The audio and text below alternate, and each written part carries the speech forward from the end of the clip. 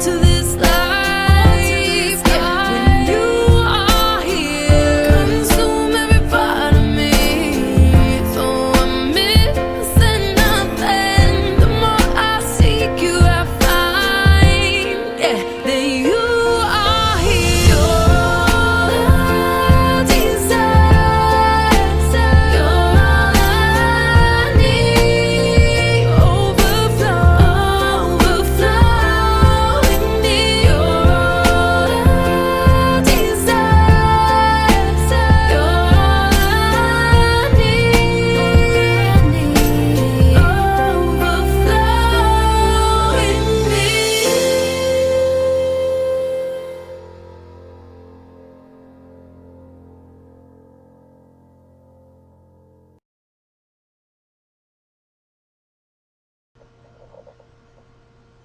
Good morning and welcome to Take Your Life Back. Today is September 4th. It's about 3:30 in the morning. I just want to share with everyone something this morning.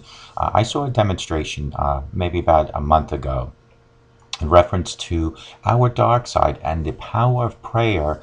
If you continuously pray over and over and over again, things will eventually become clear. Although a lot of times when we pray to God, we don't get answers right away. But if you continuously pray over and over, things become clear. So the demonstration involves this bottle, and if you see, the inside of this bottle is all dark liquid. That represents our dark side.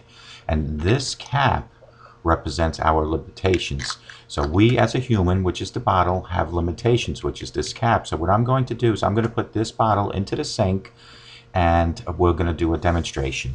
So let me put that there. I'm going to turn the camera around so that everybody can see it.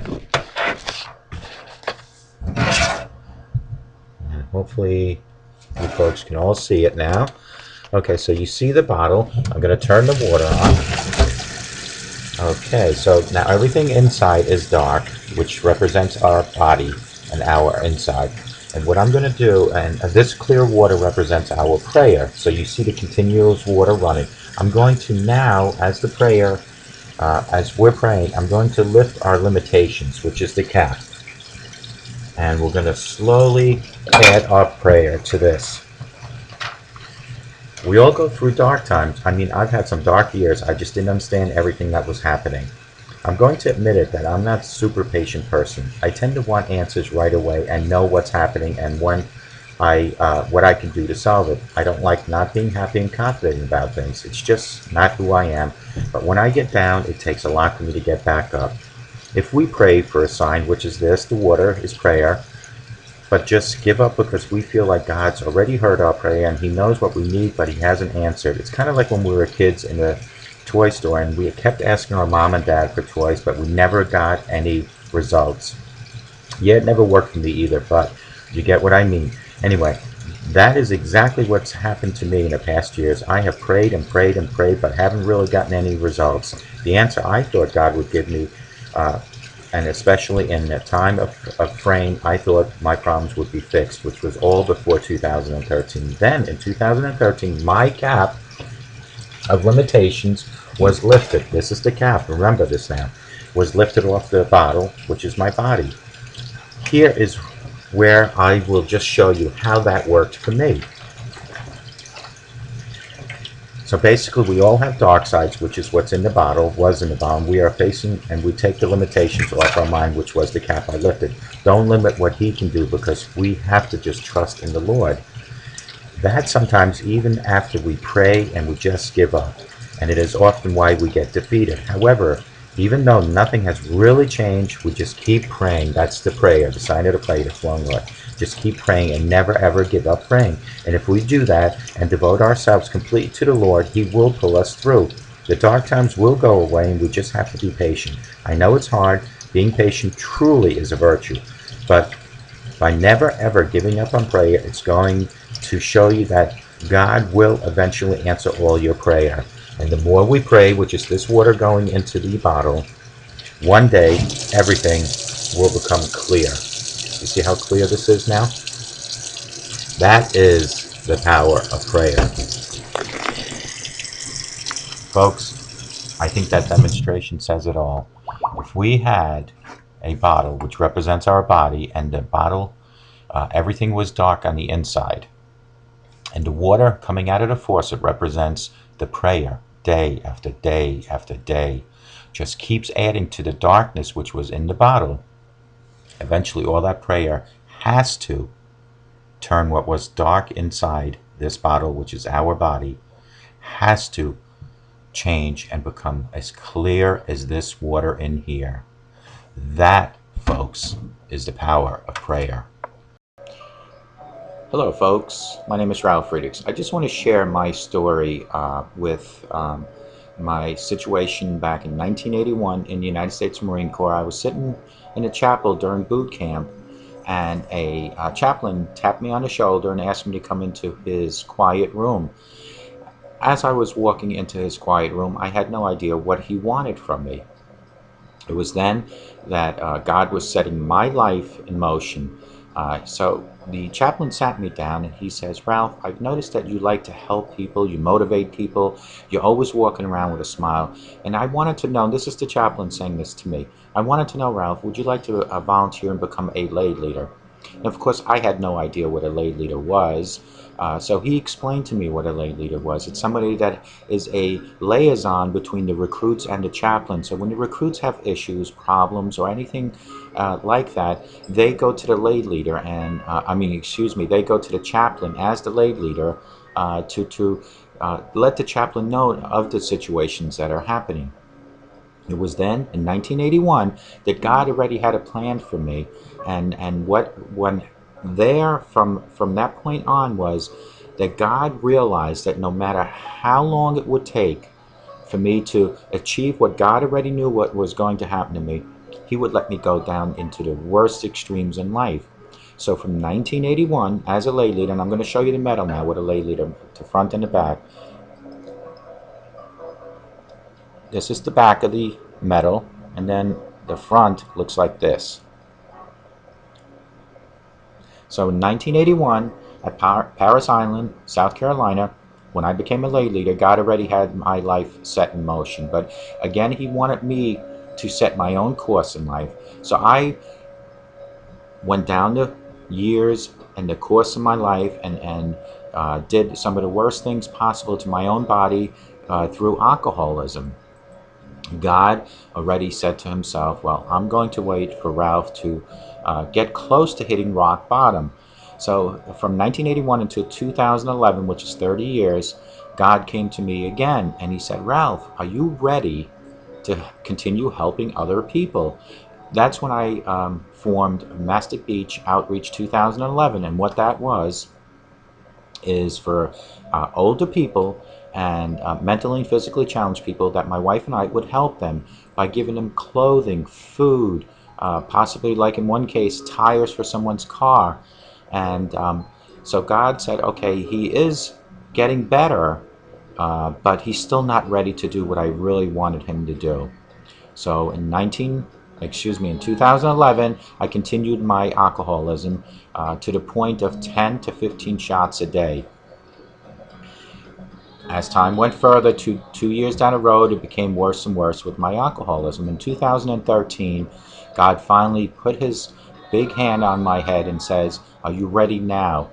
That is when I hit rock bottom. June 22nd, 2013, I reached out and I finally admit that I had an alcohol problem. It was then when God lifted me up and set my life in motion for today, September 2nd, 2014. So from 2013 until 2014, I continue educating myself and you, others, through my websites, through my videos on how to battle with addiction. And God saw this, and He said to Himself, Ralph is still continuing helping people. So in between 2013 and 2014, as time was going by, and I proved to God that I was really reforming myself, that God introduced me to Dr. Luis Gonzalez. I had been toying with the idea about becoming a substance abuse counselor until I ran into an article about recovery coaching. So I thought it was very ironic that God had planted Dr. Luis Gonzalez from Starting Point, that's StartingPointMN.com, 844-414-8444, into my life. Dr. Luis Gonzalez gave me the educational programming to turn me into a recovery coach. So while I was training for Dr. Luis Gonzalez to become a recovery coach, and today, my father comes from South Carolina to visit, and we're looking at my shrine, which my wife calls a shrine, which is all my Marine Corps ribbons and medals. And my father asked me, Ralph, what is this medal for? What is this particular medal for? And I then said to myself, here's where it all came together. I finally realized what that medal stood for and how it influenced me in my life.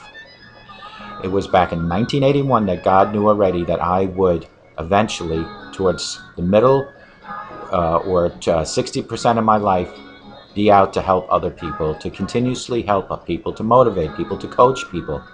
So it was from 1981 to 2011 that I ran my life to the ragged ends, to the pit of the worst. And then from 2011 to 2013, even worse than that. And then June 22nd, 2013, finally helped myself up with the grace of God. And in 2014 became an addiction recovery coach.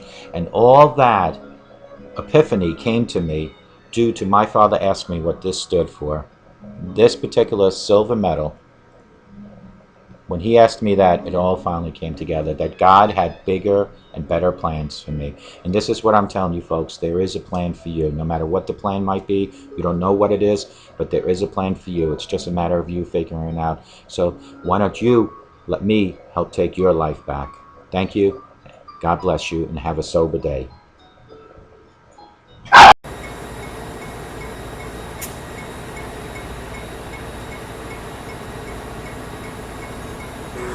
Hi, I'm Ralf Friedrichs. Welcome to Grand Central Station. The train to be here any minute, so if you're ready to get your life back on track, hop aboard. Let's go to www.clearviews.info, where I'll show you how a sober today can make a better tomorrow. If you're ready to get your life back on track, hop aboard the train coming in about 2 minutes. Thank you, and have a great day. www.clearviews.info.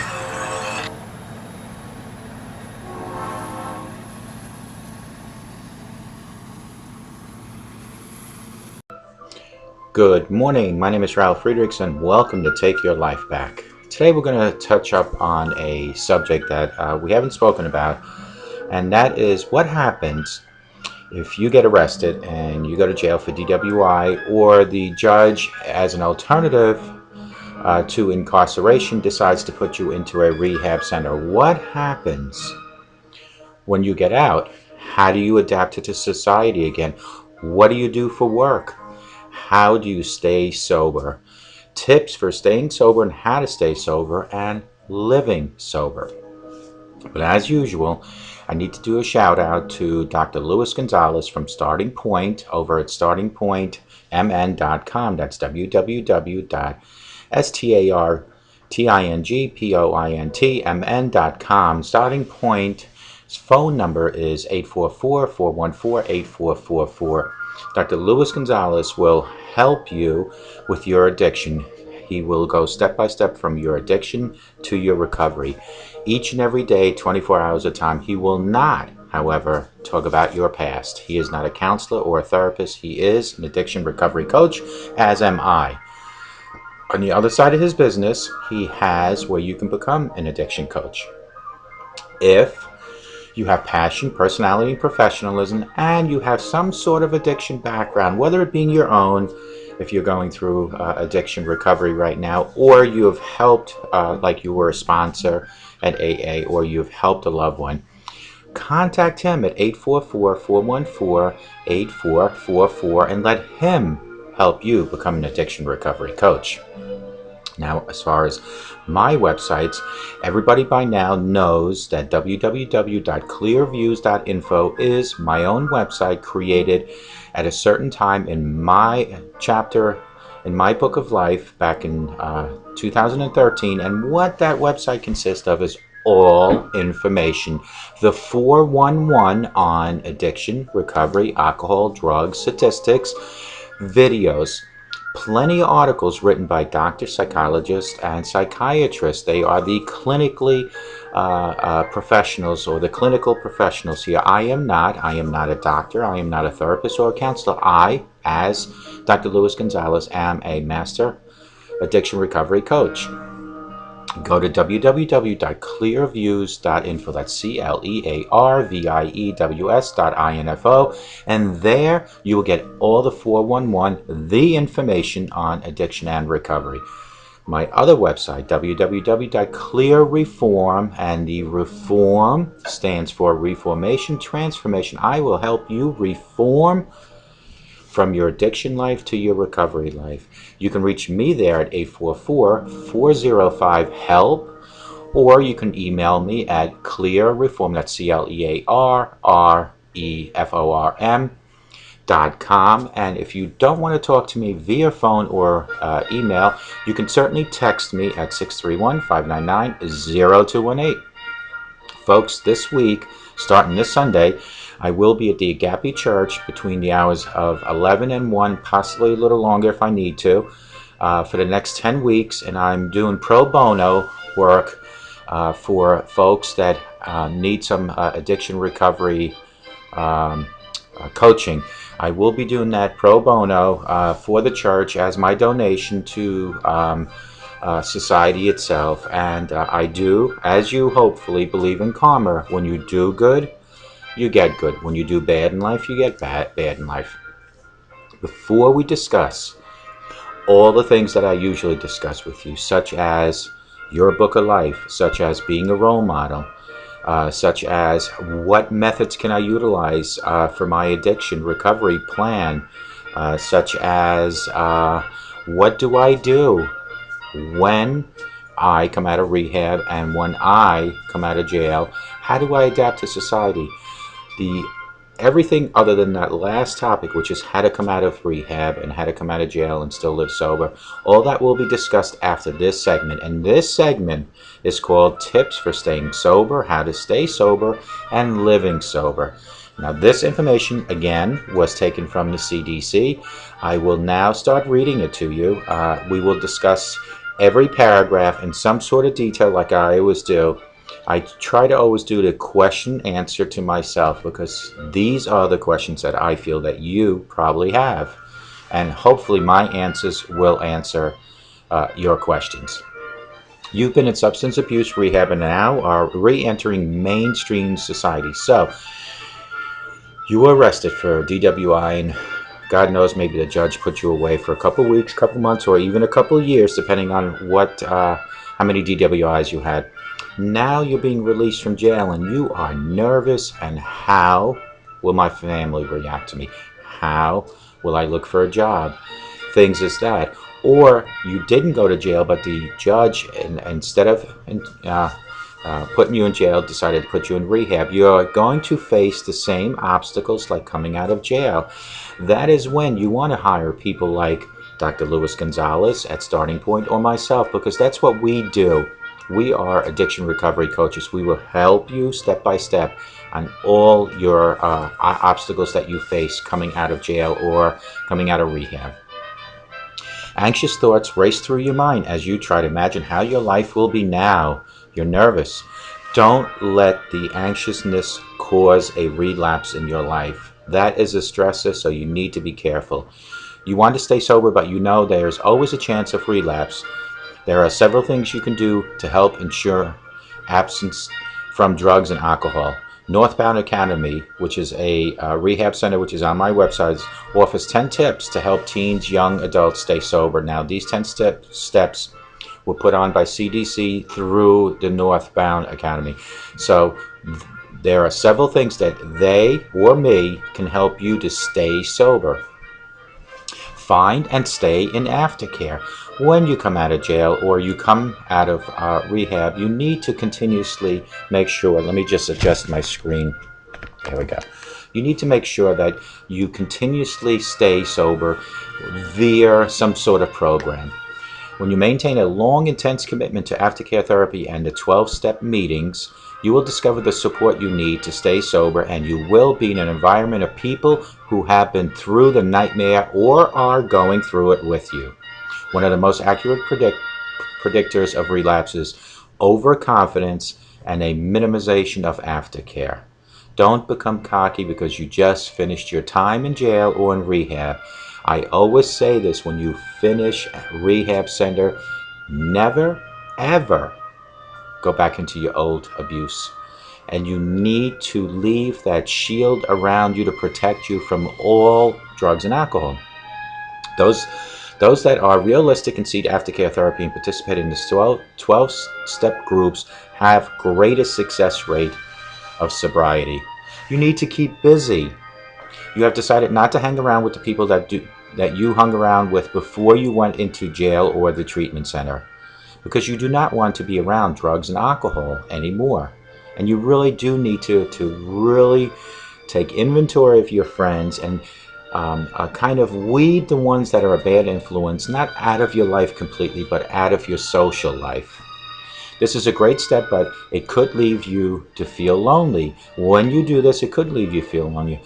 When you go to these programs like the 12-step or the treatment center, an aftercare treatment center, you will meet new people, that are like peers to you, people that are either going through what you're going through or have gone.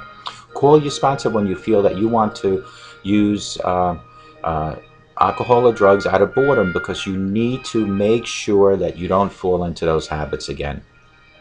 Also, finding employment can help keep you busy. Not only will it help you keep busy, but you really need to find employment. You really need to generate yourself income to support your household. But not only that, but you need to become active in society again, and certainly going to a sort of unemployment just because you don't feel like working is not good. And I will tell you, and I've told you this before, part of my chapters in my book of life included 3 years of workman's comp where I didn't work due to an accident. Those 3 years accelerated my drinking by about 300%, up to the tune of 10 to 15 shots of vodka a day. Listen to the suggestions from the rehab you were in. They will interview you. They call it an exit interview, whether it's in jail or in rehab center. Listen to their advice. Listen to what they say. Drug and alcohol treatment rehab specialize in teaching addicts how to live without drugs and alcohol. They have a vast amount of knowledge and guidance based upon what has worked for their clients and what has not worked. They usually take surveys once a year. Be mindful of what they say and take to heart. Rehab facilities want their clients to stay sober after leaving treatment, and they offer tangible, good advice. I always say, listen. Don't talk as much, just listen. Absorb the information they provide. Take care of yourself, and that is so important, because when you don't take care of yourself, if you don't concentrate on taking care of yourself, things will usually not work out to be too good. So you need to take care of yourself. There are many things that can trigger craving. Being hungry, angry, lonely, or tired can induce craving that you might not be expecting. Taking care of your body and your soul will help preempt risks. Eating right, getting enough sleep, and keeping a list of sober friends can help you take care of yourself. Include your sober friends to be your sponsors, possibly a person like me or Dr. Luis Gonzalez, an addiction recovery coach, people like your pastor at church, people like good friends that are sober anyway. That is what you need to do, and you really do need to eat right. We always talk about that, and the sleeping is very important. Follow your relapse prevention plan. Remember, action plan equals a goal set equals to achieve the goal. So a prevention plan is very important. You worked very hard in this plan while you were in treatment, and you have mentally prepared for many different situations that might lead to a relapse. Use your plan diligently the first year, and when you find it will help you out in many situations. Recovering addicts that ignore the recommendations of their plans and ignore the triggers, otherwise known as stressors, and situations that bring about relapse are asking for trouble and asking tremendously for trouble. Your prevention plan is an important key to recovery and should be followed.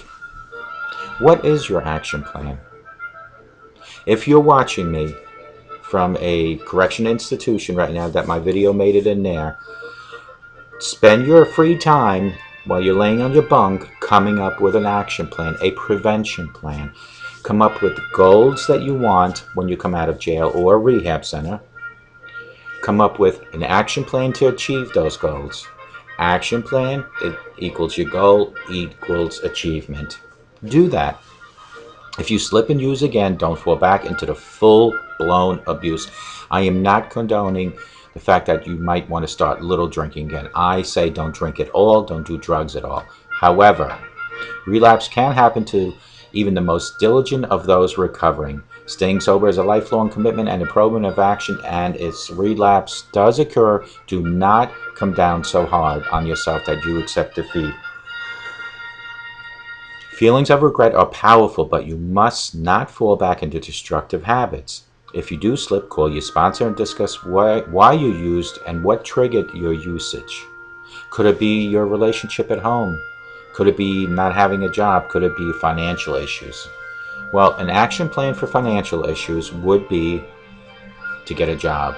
An action plan for a relationship issue at home would either be to sit down with your partner, discuss what you have done and how you have an action plan to achieve a goal in the future. If this partner chooses not to accept whatever you decide to say, you might have to consider looking for a new partner. If you have an action plan set and you have a goal set, you will achieve everything. Talk to your parents. Remember, children, even at 52, I'm still a child. I'm still my parents' child. So you're never too old to talk to your parents. It does not matter if you're a teen or a young adult. Open communication with family, especially parents, is an effective way of ensuring that you make healthy choices after treatment or after coming out from a correction facility. Let your parents know how you're feeling. Maybe you are bored or lonely or stressed. And if you are bored, lonely, or stressed, you need to come up with action plans to set your goals to achieve them. Let your parents know how you're feeling.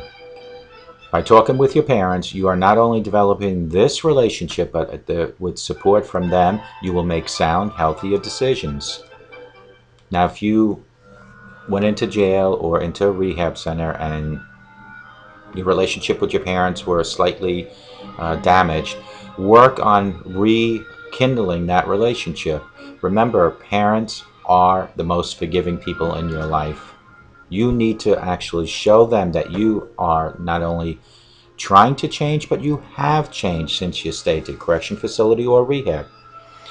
If you are in school, go and speak to your advisor or a counselor. There are most likely other students that have the treatment, and getting in touch with these students can and help to meet your sober goals. The peers are the most important thing. Your friends are most likely still using, and you do not want to be around people like that. Remember, I said to you in the beginning of this segment that you need to isolate yourself and pick and choose the friends.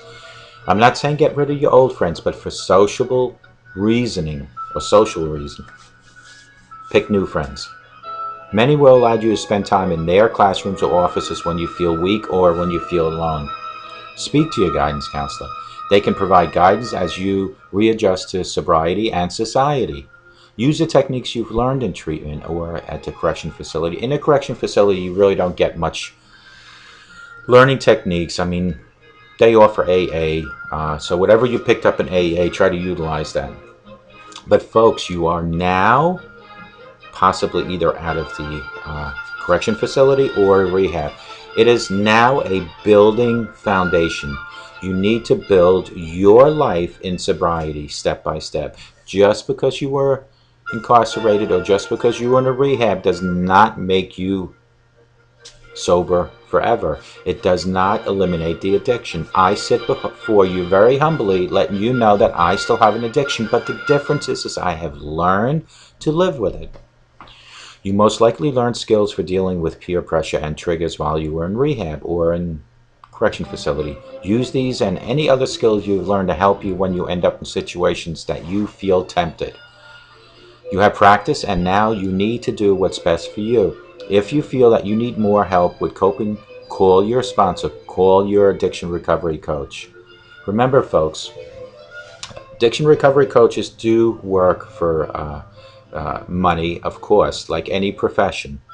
But I want you, if you're watching me, I want you to know the next 10 Sundays at the Agape Church on Neighborhood Road, Mastic Beach, I will pro bono give free addiction recovery coaching between the hours 11 and 1, possibly going a little further if I need to. That is the next 2 Sundays. Now, today's date is the 19th of September. So you're looking well into almost Christmas or right after that I will be doing pro bono addiction recovery coaching. Now, if you're watching me and you don't have access to get over to the Agape Church in Mastic Beach on Neighborhood Road, I will make this offer as a kindness of my heart to anyone watching to get in touch with me at 1-844-405-HELP or text me at 631-599-0218 or clearreform@yahoo, that I will give you 1 hour pro bono, free of charge coaching. And then if you decide you want to go further with me, then we can go further. But the first hour will be free to anyone watching me. But it's up to you to reach out to me. I truly believe today, September 19th, 2014, by me offering this to you and by me doing what I'm doing at the church, is adding a new chapter, a better chapter in my book of life. Now you might ask, Ralph, you talked about the book of life in the beginning of this segment. What is that? Well, let's talk about my book of life. Everybody has a book of life. It starts at your birth and it ends at your death. My birth was 1961. Your birth might be different, or obviously it is different. Everybody has a different birthday and year. My birth started 61. It was my parents, just like it has to be you as a parent from age 0 to age 17 or 18 to help write your children's chapters in the book of life.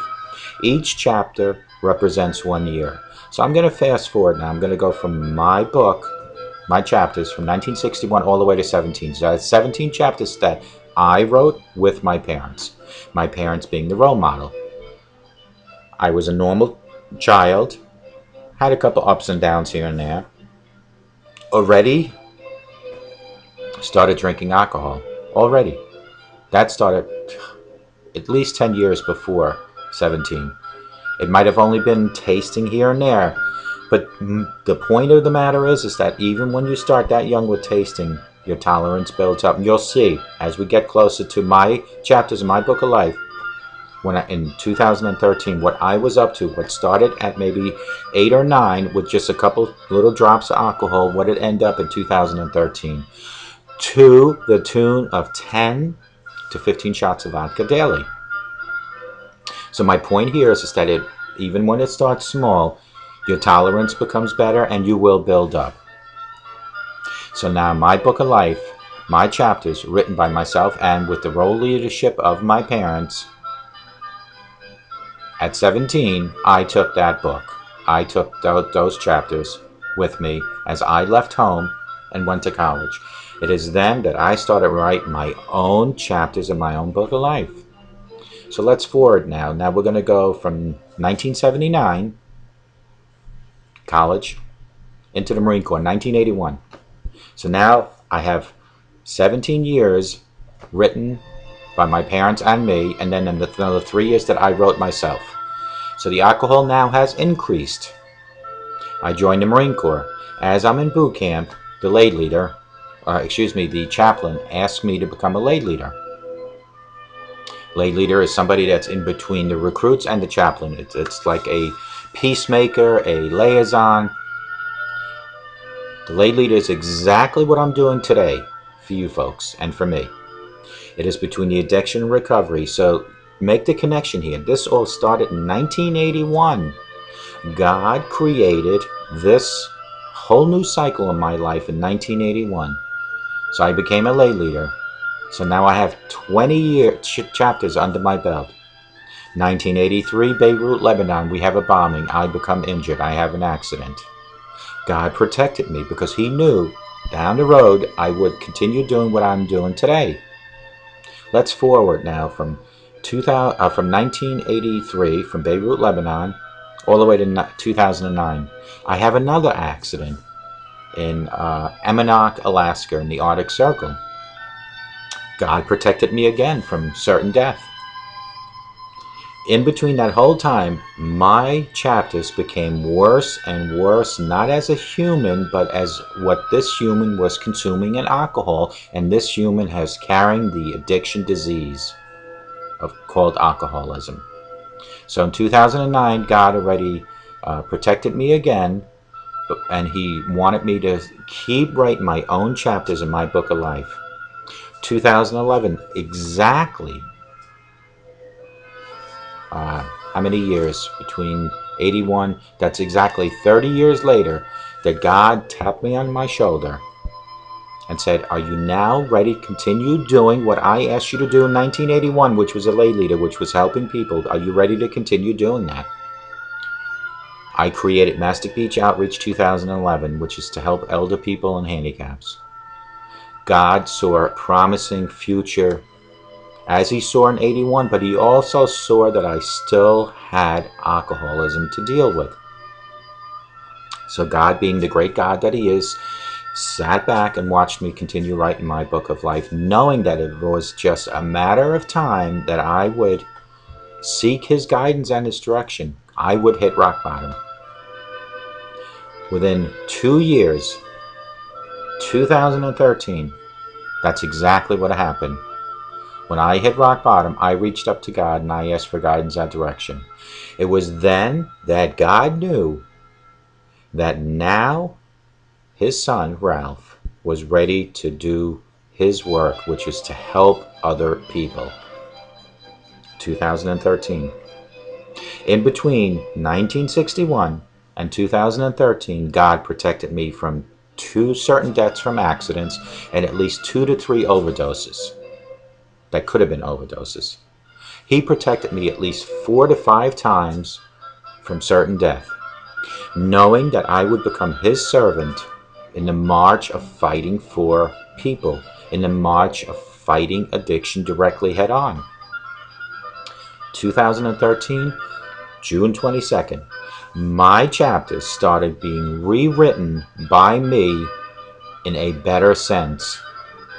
From when I left my parents in 79, when they helped me write my chapters, from 79 all the way to 2013, every chapter for every year became worse and worse, not due to my humanism or being a bad human, but for being a substance abuse person. In other words, my addiction took over my life. So every chapter for every year from 79 to 2013 included so much alcohol that in 2013, when I finally hit rock bottom, I was drinking 10 to 15 shots of vodka a day.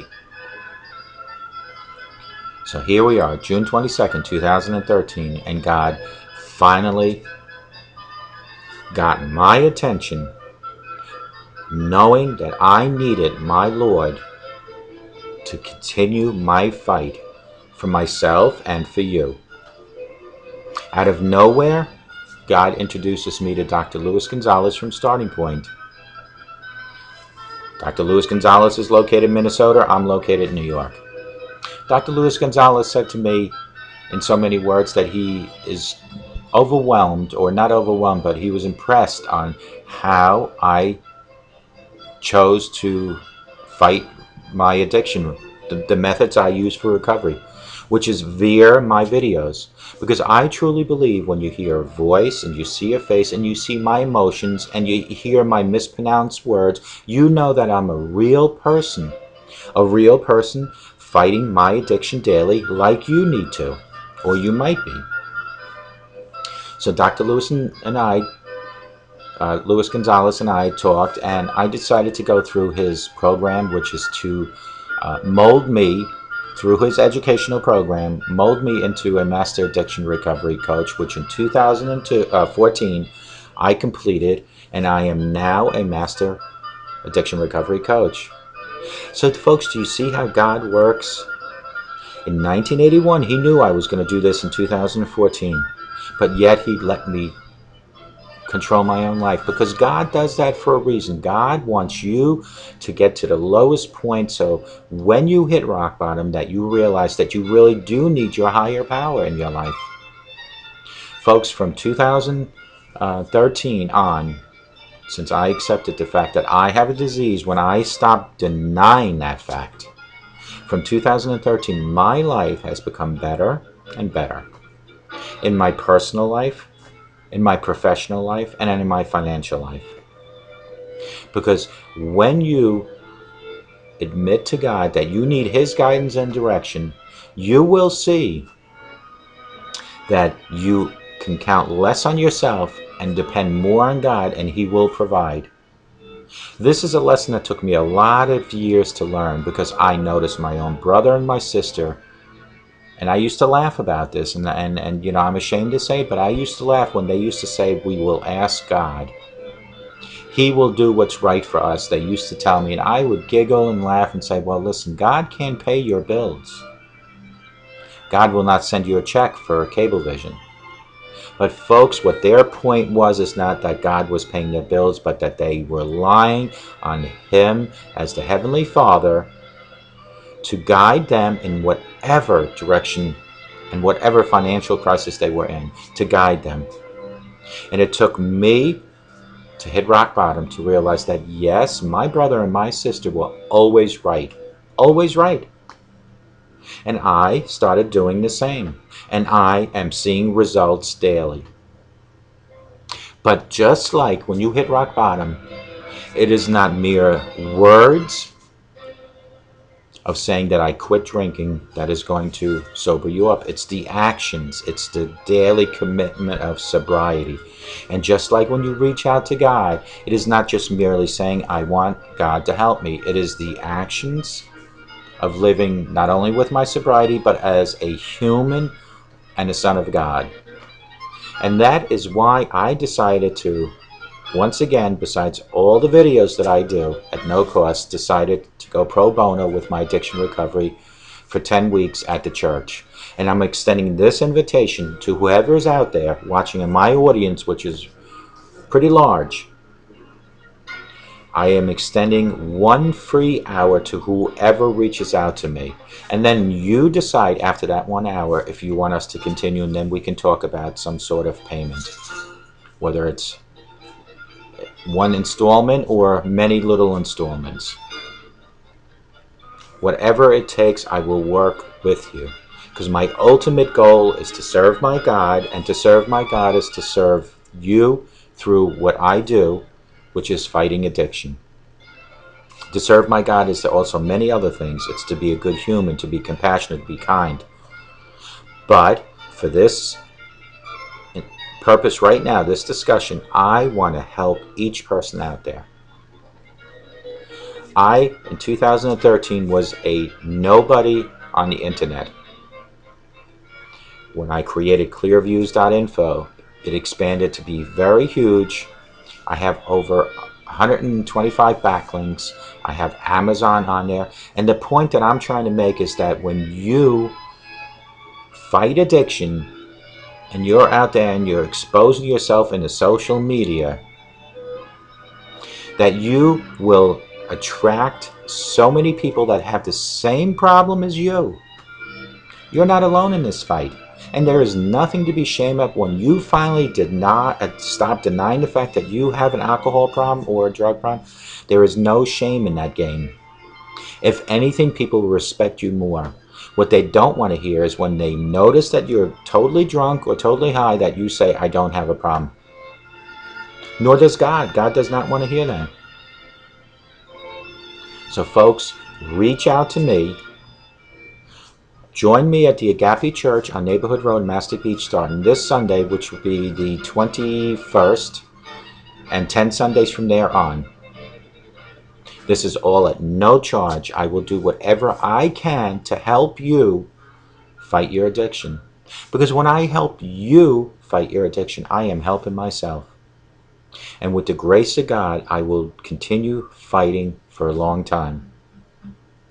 It is all up to him, and he has the bigger plan.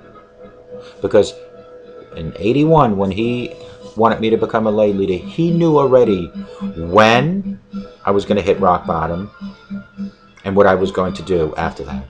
But he decided to let me run my own course, to write my own chapters in my own book, to a point where I just felt I couldn't handle it anymore. Do you see what he's doing? He wants you to see what it's like to be on your own, to run your life into nothing, so that when you do reach out and you do ask for guidance and direction, that he, when he gives you that guidance and direction, will show you that you needed him, but he'll forgive you that you didn't reach out earlier. But starting that day that you reach out, that is the day of the rest of your life. When you hit rock bottom and you admit you have a problem, those chapters from then all the way to your end of time, whenever that might be, because only God knows, will be all good chapters. And remember, folks, a book has so many chapters, but it is the end of your chapters that people will remember most. God will remember the first book, which in my case was the first chapter, 1960, when I was born, all the way to my death. But he started forgiving me, or he did forgive me, when I finally reached out to him. And that's what you need to do, folks. That's what you really need to do. And it all starts in your home. We speak about role model constantly. And I speak about 4 things that you need to not do and 4 things that you need to start doing. Let's talk about the 4 things you should never, ever do in your home. Because your children look at you as their hero, their role model. So whatever you do, you're sending the message that it's okay for them to do it, whether you realize it or not. So the 4 things you should never, ever do in your home. Number 1 is to smoke in front of your children. Because if you smoke, they think it's okay to smoke, and then they'll go out in the open, out in the society, and start smoking. Number 2 is to drink. Do not drink any alcohol in front of your children. Because when you do it, you're condoning the fact that they are allowed to do it. It's the monkey see, monkey do attitude. They look at you as whatever you do is almost written in gold. So when you smoke and you drink, you're telling them it's okay. Number 3 is to use profanity. Folks, one of my worst things that I hate to people is when they consistently and constantly use the F word. We are all human. We will slip up. We will make a remark that we will regret possibly. Or you might even use profanity every once in a while. But for the people that are out there that are using it like it's part of our English language or any global language or any dictionary, shame on you, and do not use that in your home. Again, when your children hear you using it, they're going to think it's okay because it came from my dad or my mom, who is my hero. Number 4 is domestic abuse, or verbal abuse, I should say, or both. Physical and verbal abuse. Do not let that happen, not only in your home, but anywhere in your life. If you are out there hitting your spouse or your grandparents or your mother or your father, you need to seek counseling and therapy. You really do. If you're out there doing that. And if you're the victim that takes this punishment from your spouse or your partner, you need to seek the authorities. The only way I can make anyone understand what I'm saying is that a slap here and a punch there every once in a while eventually could be a knife or a gun. And isn't it easier to call the authorities and have your loved one taken out in handcuffs? Because that is a temporary situation. That's a situation that can be fixed. But can you imagine if the authorities have to be called to take your body out in a body bag? That is a situation that's irreversible. It can't be fixed. So those 4 things you cannot have happen in your home in front of your children. Drinking, smoking, profanity, and abuse. Monkey see, monkey do. They look at you. When they see you doing it, they think it's okay. The 4 things that you do need to do at home. You need to show love. You need to show love to your spouse, your partner, your children, your grandparents, and your parents. You need to show respect. No matter what happens, every person in your household has to have respect for one another. Because when you lose respect for anyone, you lose everything that's connected to dignity. So, number 1, love. Number 2, respect. Number 3, compassion. Your children should feel that no matter what they've done in life, in their short life, that they should be able to come to you and tell you about it. Show compassion to their needs, whether it's peer pressure, whether they have tried drugs or alcohol. Show them that you are compassionate enough to explain to them and set an action plan for them to achieve a goal. And number 4, and that is that you need to have nothing but positive conversations in your home. You need to have positive anything in your home, really. I'm trying to think of the word, but anything positive has to be in your home. In other words, eliminate all the negative in your home. You need to have those 4 things, folks. You are the role model. Your children look at you as their hero. Remember, it is you that God gave a gift of life as a child. In other words, God gave you a child. He entrusted you to mold this child to be a good human. He wants you to help write your child's chapters in their book of life from 0 to 17 or 18. So when you smoke, drink, use profanity, or abuse somebody, that is not part of God's plan. And what happens when you go outside of God's plan? I'll tell you what happens, because I did that all the way to 2013. I've found nothing but dead ends in every angle or every turn I took. Mold your children to be like you. Like you means in a good sense. Don't mold them to be like you if you do smoke and drink and use profanity and hit. Then, if you mold them properly, when they, at 18, leave your home and they go into society, they have such a shield around them of protection. And make sure that you include God. That should be really number 5. Include God in your household. Daily activities. Folks, I've used this example and I'll use it again. We all go to bed at night. Most of us wear slippers. Some wear sneakers. Some wear shoes. But we all do one thing in common, that we all take whatever slippers, shoes, or sneakers off when we go to bed, and we usually put them by the edge of our bed. Folks, take your slippers, shoes, or sneakers and shove them halfway under your bed. And you might ask, Ralph, why? Because when you get up in the morning and you want to put on your sneakers, shoes, or slippers, you will have to drop to your knees to go and get them because they're under your bed. And why not, while you're down and on your knees, you throw a quick prayer to God and thank Him for letting you live another day on this beautiful earth?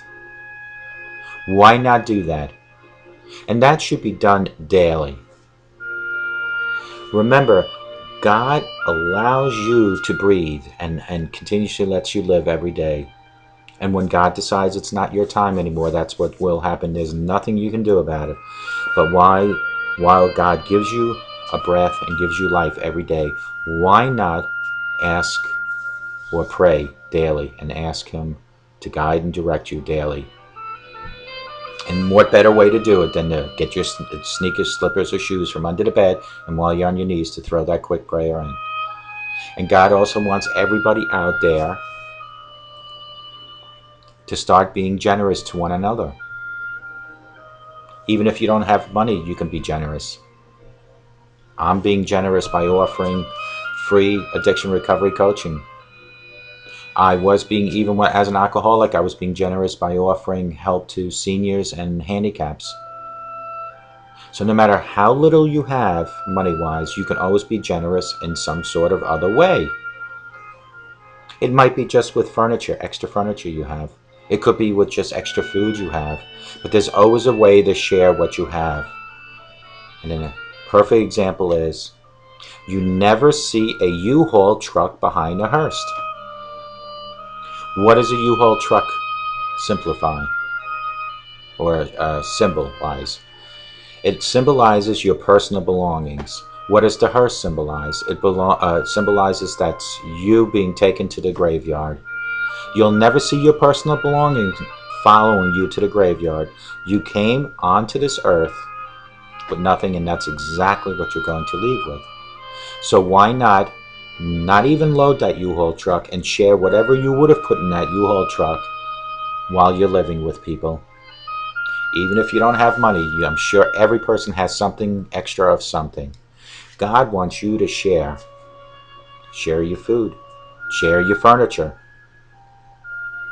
Share recovery addiction coaching like I'm doing. There's always something to share. It's that simple, folks. But we all need to, as a community, start loving one another and working with each other. That is the biggest problem in the world, is that everyone is out for themselves. Can you imagine if God was that way? We wouldn't all exist if he was just out for himself, because he is so almighty and powerful.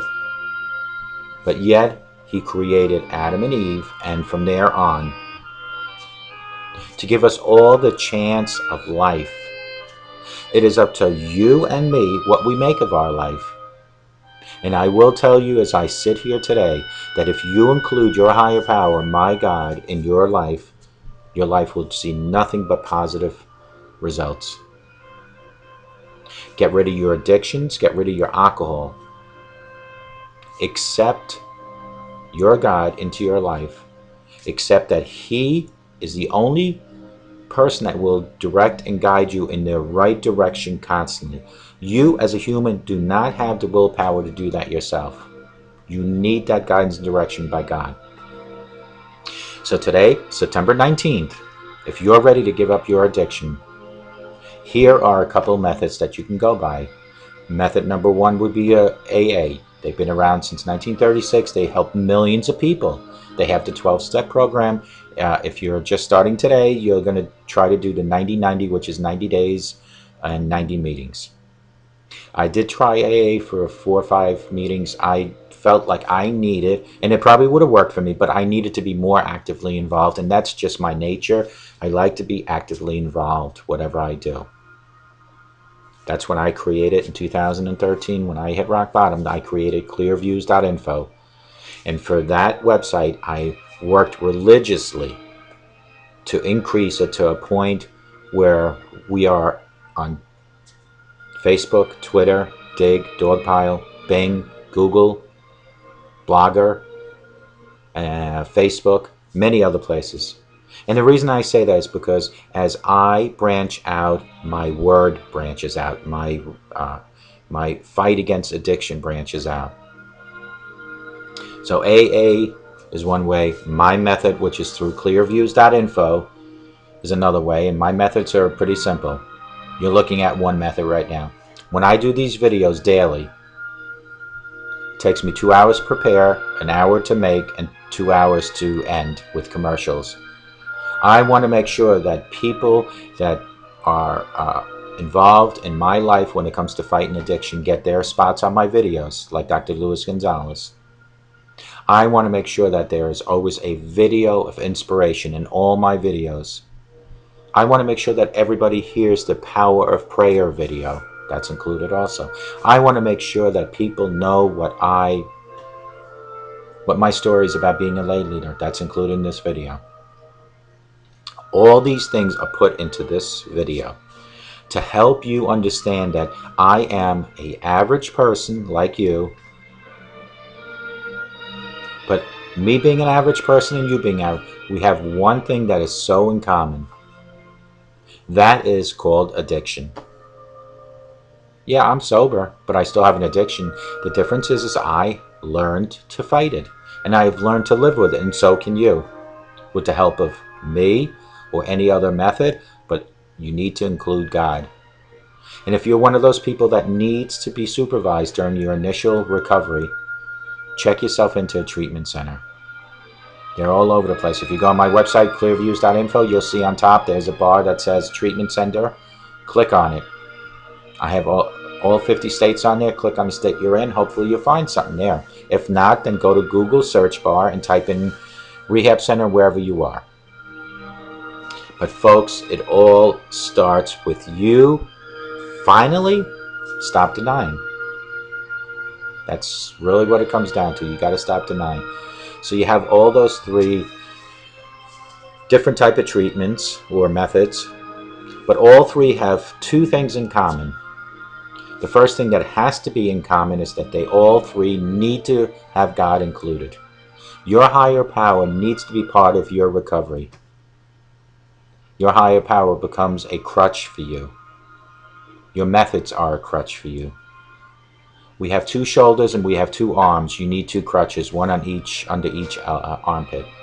One being your higher power and the other one being your method.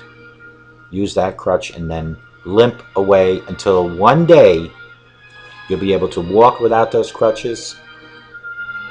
But the God and the method always will be instilled in you at that point. God will never leave you. Only you will leave God. It is up to you to constantly, every day, make sure God's in your life. So you have to include that. And that was number 1. What was number 2? We all are shooting for the same thing, folks, and that is called sobriety. Sobriety is such a short little word, but has a huge meaning. It has a meaning such as, I can wake up remembering what I did last night. I can wake up and have an appetite.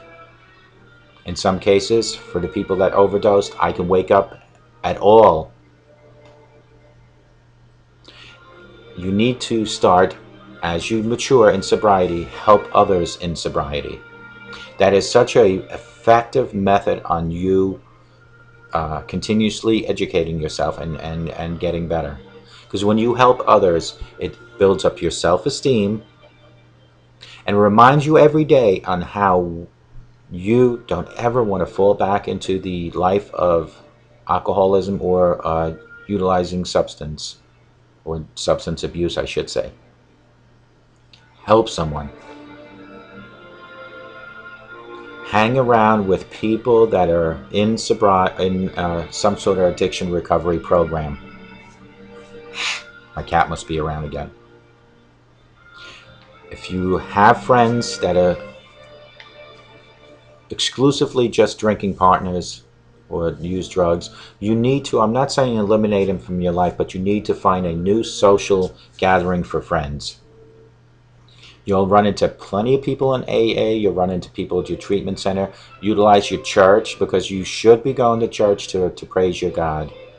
I'm not saying you have to, because it's very hard for some people. Every Sunday, on every cable vision, there is church groups. I happen to love to not only listen, but to watch Joel Osteen. He is a servant of God that has so much information for you. His name is Joel Osteen. If you can't find him on your cable vision, you can find him online. I use a lot of his inspirational quotes daily on my websites. So, folks, we talked about putting all that together now. You have your methods, you have about being a role model, you have about your chapters in your book of life, and you have about your Heavenly Father needs to be included in your life. Let's just recap on tips for staying sober and how to stay sober and living sober. You need to find an after-care program for yourself. Come out of jail and come out of rehab. Look for your AAs, look for methods. Try to find addiction recovery coaches, but you need to continuously educate yourself. Everything has to have an action plan. No matter what goal you set, you cannot achieve that goal without an action plan. Keep busy. You have to keep busy. You can't come out of jail or come out of rehab center and go back into the old life again, because the old life gives you the old results. If you want new results, you need to have a new life. Keep busy. Listen to the suggestions that your rehab center or the correction facility gave you during your exit interview. Even if you had to write them down, or if you're still in there, because I do know that some of my videos have been seen in correctional institutions. Write down whatever they tell you. Utilize that. Writing down is very important because you don't remember everything, especially in your initial recovery stages. Your memory was so messed up due to your substance abuse that writing down does help. You need to take care of yourself. You need to make sure you get plenty of sleep, and you need to also make sure that you eat healthy or eat the best that you can. But you need to take care of yourself. You need to have a relapse prevention plan, and you need to follow it. Your goal is to stay sober. So your action plan has to have a prevention plan. If you slip again, do not beat yourself up. I hope to God nobody out in my audience ever slips up, but mere facts will tell me that it will happen to someone. But if it does happen, don't go into your old abusive ways anymore. Dust your knees, take a self-inventory and see how or why this might have happened. Was it because of relationship stress, financial stress, work stress? Those are the things that you need to work on then so it doesn't happen again, but you need to dust your knees, pull yourself up, and keep moving forward. Talk to your parents. Even at the age of 52, which I am still the child of my parents. Your parents are the most understanding and forgiving people in your life other than maybe your spouse. Talk to them. Develop a support network and safety net. A support network would be sponsor or people in your AA. A safety net would be your recovery addiction coach. Those are your support networks and safety nets. If you're in school, go see your guidance counselor. Your guidance counselor probably has plenty of other students that are going through what you're going through. They'll probably even connect you with them, but go see them. Use techniques you've learned in treatment. In a correction facility, I'm sure you folks don't get a lot of techniques. You get AA, but in AA, they will teach you everything you need to know. If you're in a rehab center right now, or you're just coming out, or the correction facility, even if you didn't learn that much while you were in there for techniques, when you come out, utilize your local libraries and the internet and learn. I have over 80-something videos. Utilize them. You can find me on Take Your Life Back, Channel 1, Take Your Life Back, Channel 2 on YouTube. You can go to clearviews.info, CLEARVIEWS.info. I have over 80-something videos on there, folks. You can go to Facebook. We have clearviews.info and we have Clear Reform pages, and we also have now an open group with over 210 members already. In 1 month we've got that many members, and that is on Clear Reform Open Group. And you can certainly also utilize Google. Just Google clearviews.info or Clear Reform and you can find me that way. But either way, you can absolutely call me at 844-405-HELP, or you can text me at 631-599-0218. You can email me at clearreform, that's CLEARREFORM.com. Go check my websites out. My invitation, again, is extended to anyone in my audience. I will pro bono give you 1 hour of addiction recovery at no cost, and that could be done via Skype, via text, via telephone. The texting, not as much, because that's kind of hard for me to talk to you. The telephone and Skype works terrific. Or in person. And if you are on Long Island, I will be the next 10 Sundays at the Agape Church on Neighborhood Road between 11 and 1 and possibly a little longer. Pro bono again, I will give out addiction recovery coaching. Pro bono means for no cost, folks, for anyone that didn't know that. That is my payback to society